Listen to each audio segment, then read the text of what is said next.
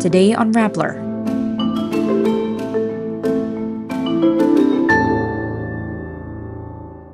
Some Australian senators protest inside and outside their parliament building as President Ferdinand Marcos Jr. delivers a speech. The Supreme Court punishes Badoy for threatening a Manila judge. The operator of NAIA apologizes to passengers who were bitten by bedbugs in Terminals 2 and 3.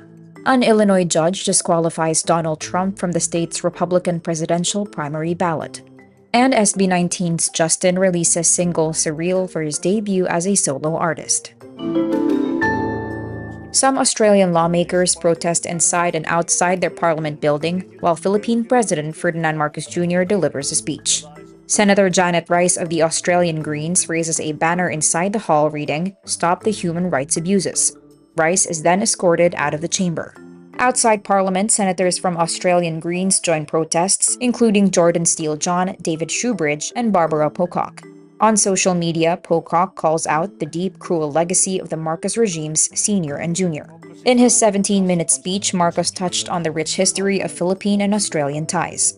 The long-standing friendship between our two great nations transcends the 78 years of our formal diplomatic relations.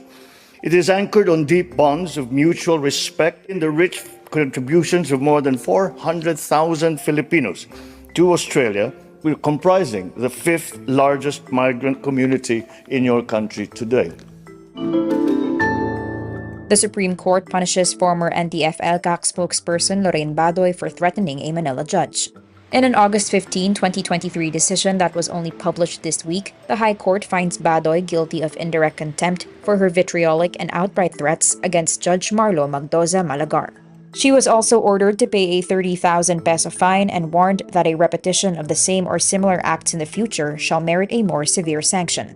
In September 2022, Malagar dismissed the years-old petition of the Philippine government seeking to declare the Communist Party of the Philippines New People's Army as terrorists. Badoy then called the judge a friend and defender of the communist rebels. But the SC issued a statement warning that inciting violence against judges may be punishable through contempt. Judges and law schools also rallied behind her. The Manila International Airport Authority, which operates the Ninoy Aquino International Airport, apologizes to passengers who were reportedly bitten by bedbugs in Terminals 2 and 3. In a statement, it says it, quote, apologizes to the victims and assures them that a speedy resolution to this can be expected. Earlier on Tuesday, February 27, a post about a passenger being bitten by bedbugs in NAIA went viral in a Facebook group about traveling. The post warned about bedbugs in the rattan chairs in NAIA Terminal 2 and included photos of the supposed bites on their legs. Mia says the seats have been removed permanently. Facebook users had posted about similar incidents in NAIA 3 in December 2016 and in January 2024. NAIA was named among the worst airports in Asia for business travelers. An Illinois state judge disqualifies Donald Trump from appearing on the Illinois Republican presidential primary ballot due to his role in the U.S. Capitol insurrection on January 6, 2021. Cook County Circuit Judge Tracy Porter sides with Illinois voters in a ruling handed down Wednesday, February 28. Trump is the national frontrunner for the 2024 Republican nomination. His spokesperson says the disqualification is an unconstitutional ruling they will quickly appeal. Colorado and Maine earlier removed Trump from their state ballots. Both decisions are on hold while Trump appeals. The two states determined Trump is disqualified under Section 3 of the 14th Amendment to the Constitution, which bars from public office anyone who has engaged in insurrection or rebellion against the U.S. Constitution. SB 19's Justin releases single Surreal for his debut as a solo artist. I just want to live in my imagination, where hatred does not exist. He says the song is a love letter to those who dare to dream beyond reality. The budding soloist collaborates with his SB 19 groupmate Pablo and producer Josue for the track.